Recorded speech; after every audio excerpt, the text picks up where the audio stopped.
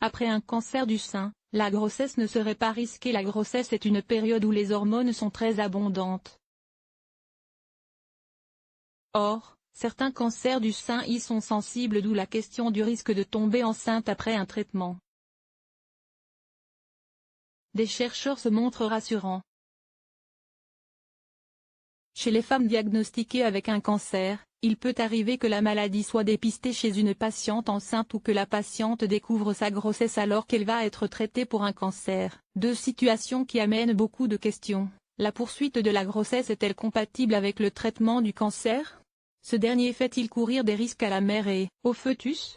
Les femmes qui ont été traitées contre cette maladie peuvent aussi se demander si cette période riche en changements hormonaux peut accroître le risque de rechute. Des chercheurs de l'Institut Jules Bordet à Bruxelles se sont intéressés à cette question, et ont présenté leur étude à l'occasion de l'American Society of Clinical Oncology de 2017. Leurs résultats affirment que les femmes enceintes qui ont reçu un diagnostic précoce du cancer du sein n'ont pas plus de risque de récidive et de décès par cancer par rapport à celles qui ne sont pas tombées enceintes. Les scientifiques se sont intéressés au cancer du sein car il s'agit du cancer le plus courant chez les femmes en âge de procréer. Leurs travaux concernent plus particulièrement l'association entre la grossesse et un cancer du sein bien particulier, le cancer du sein hormonodépendant.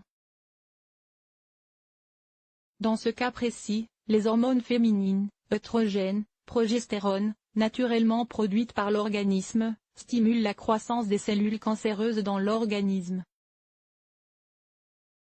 La grossesse ne devrait pas être découragée. Le risque serait alors que ces niveaux plus élevés d'hormones pendant la grossesse favorisent le développement de cellules cancéreuses qui demeurent dans le corps après un traitement.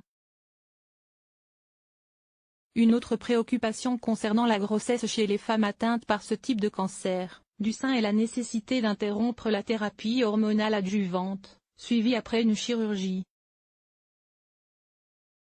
Un traitement qui consiste à empêcher l'action stimulante des hormones féminines sur les cellules cancéreuses pour prévenir la récidive du cancer.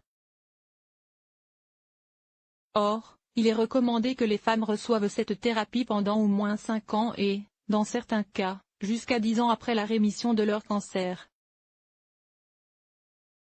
Nos résultats confirment que la grossesse après le cancer du sein ne devrait pas être découragée, même pour les femmes atteintes d'un cancer hormonodépendant, explique Matteo Lambertini, oncologue à l'Institut Jules Bordet. Cependant, les patients et les médecins devraient considérer le risque de récidive personnel de chaque femme, en particulier pour les femmes qui ont besoin d'une thérapie hormonale adjuvante. L'étude a suivi 1207 patientes, ce qui en fait la plus grande étude portant sur la sécurité de la grossesse après un cancer du sein, et la seule à aborder la question spécifique des femmes atteintes d'un cancer du sein hormonodépendant, le plus fréquent des cancers du sein. La majorité des participantes à cette étude, 57%, présentaient ce type de cancer du sein, dont 40% avec des facteurs de pronostic négatifs comme une grande taille de la tumeur. Aucune différence dans le taux de survie parmi ces 1207 femmes, 333 sont tombées enceintes, en moyenne 2,4 ans après le diagnostic. Après un suivi de 10 ans, les résultats n'ont montré aucune différence dans le taux de survie sans maladie entre les femmes qui sont tombées enceintes et celles qui ne l'étaient pas. Ils ont également permis de conclure qu'il n'y avait pas non plus de différence entre les femmes qui ont mené leur grossesse à terme, pratiqué un avortement, ou qui sont tombées enceintes moins de 2 ans ou plus de 2 après leur diagnostic. En ce qui concerne les survivantes d'un cancer du sein hormonodépendant, il n'y avait pas non plus de différence entre la survie globale chez les femmes enceintes et celles qui ne l'étaient pas. Enfin, les conclusions ont permis d'établir que chez les femmes dont la tumeur du sein n'était pas hormonodépendante, celles qui ont eu une grossesse avaient 42% moins de risque de décéder d'une rechute que les autres.